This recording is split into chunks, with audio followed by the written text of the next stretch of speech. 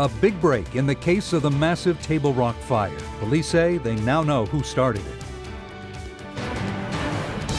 And we begin tonight with breaking news. Detectives say they know who started the Tablerock fire earlier this summer. Now that fire destroyed a home and burned thousands of acres around the Boise landmark.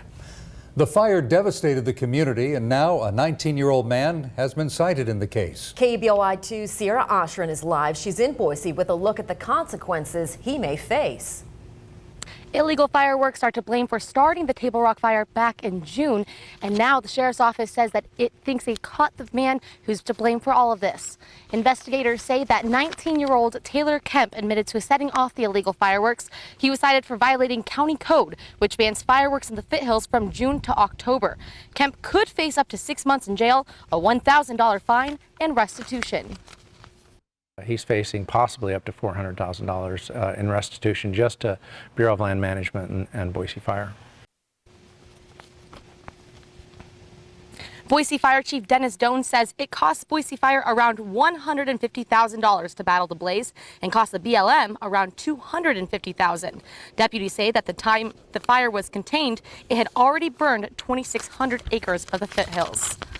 Now, it will be up to the judge to decide just how long and if he's going to go to jail at all. And it's also up to the judge to decide just what the fine will be. Reporting live in Boise, Sierra Oshrin, KBOI2 News. The Tablerock fire started just before midnight on June 29th. 24 hours later, firefighters had it contained. Investigators interviewed Kemp that morning, but say it wasn't until his second interview in late August that he admitted to starting the fire with a Roman candle.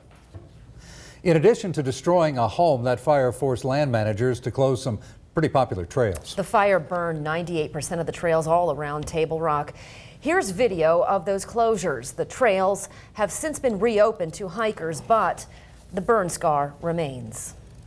To help with rehabilitation efforts of the Tablerock area, Zoo Boise donated $100,000. That money will be used to replant vegetation.